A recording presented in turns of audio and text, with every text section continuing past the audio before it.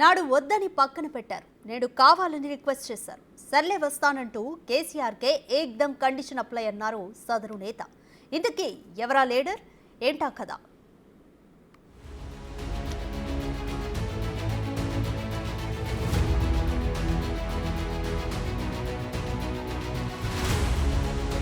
అయ్యో హతవిధి ఏమిటిది?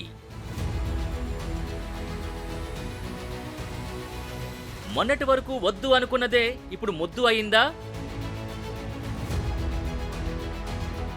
అప్పుడు చీపురు పుల్ల మాదిరి విసిరి అవతల వేసిన పరిస్థితి. ఇప్పుడు అదే పుల్ల కోసం కళ్ళు కాయలు కాచేలా ఎదురుచూపులు.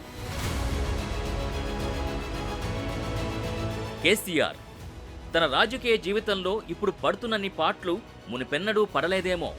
ఇది 84,000 పుస్తకాలు చదివాను అని చెప్పుకునే మాజీ సీఎం గులాబీ బాస్కు ఎదురైన దుస్థితి అలాంటిది. మరి ఇంతకీ కాళేశ్వరాన్ని డిజైన్ చేసిన ఇంజనీర్కి ఏమైంది? ఎస్, కాలం ఎప్పుడూ ఒకేలా ఉండదు. బండ్లు ఓడలు, ఓడలు బండ్లవుతాయనే పాత సామెత గుర్తు తెచ్చుకోండి. కేసీఆర్కు ఆ సామెత కరెక్ట్గా సూట్ అవుతోంది. అధికారం ఉన్నన్ని రోజులు తాను ఆడిందే ఆట, పాడిందే పాట.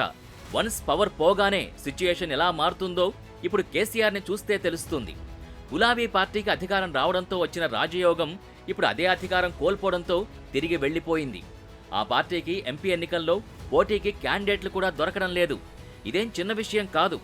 10 ఏళ్లు అధికారంలో ఉన్న పార్టీ, 10 ఏళ్లు ముఖ్యమంత్రి పీఠంపై కూర్చున్న నాయకుడికి పీఎం సీటుపై గురిపెట్టిన కేసీఆర్కు ఇలాంటి పరిస్థితి వచ్చింది.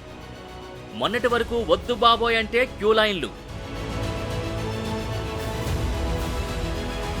ఇప్పుడు రండి మహాప్రభో అంటున్నా కన్నెత్తి చూడట్లేదు. బీఆర్ఎస్ పరిస్థితి దారుణంగా ఉంది. ఎంతలా అంటే ఎన్నికలు అనగానే అందరికంటే ముందుగా ఒకే విడతలో అభ్యర్థుల్ని ఖరారు చేసిన చరిత్ర. 2018, 2023 ఎన్నికల్లోనూ అదే స్ట్రాటజీ అవలంబించారు. ఒక్కో నియోజకవర్గానికి సుమారుగా 3-4 ఆశావహులు ఉండేవారు. కానీ అధికారం కోల్పోయిన వెంటనే జరుగుతున్న సార్వత్రిక ఎన్నికల్లో అభ్యర్థులు కరువయ్యారు.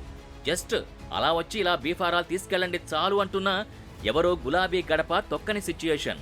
వరంగల్ ఎంపీ అభ్యర్థి ఎంపికపై తర్జన భర్జన. ఒక్కొక్కరుగా హ్యాండ్ ఇచ్చిన నేతలు.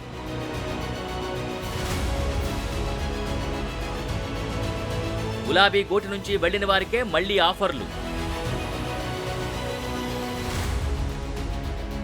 తెలంగాణ రాష్ట్ర తొలి deputy CM Thatikonda Rajaiah. Just 2 ఏళ్లు ఆ హోదాలో ఉన్న వ్యక్తిని కేసీఆర్ పక్కన పెట్టారు. 2018 ఎన్నికల్లో టికెట్ ఇచ్చారు. మళ్లీ మంత్రివర్గంలోకి తీసుకోలేదు. 2023లో టికెట్ కూడా ఇవ్వలేదు. బుజ్జగింపుల్లో భాగంగా రైతు బంధు సమితి అధ్యక్షుడిగా నామినేట్ పదవి ఇచ్చారు. ఆ తర్వాత రాజయ్య గులాబీ పార్టీకి గుడ్ బై చెప్పారు. అప్పట్నుంచి ఏ పార్టీలో చేరకుండా తటస్థంగా ఉన్నారు. అలాంటి రాజయ్యకు మళ్లీ కేసీఆర్ నుంచి కాల్ వస్తుందని ఊహించి ఉంటారా? కానీ అదే జరిగింది. వరంగల్ ఎంపీ అభ్యర్థిగా అవకాశమిస్తానని, ఒక్కసారి ఫామ్ హౌస్కి రావాలని ఆఫర్ చేశారు. రాజయ్య కూడా ఖుషి అయ్యారు.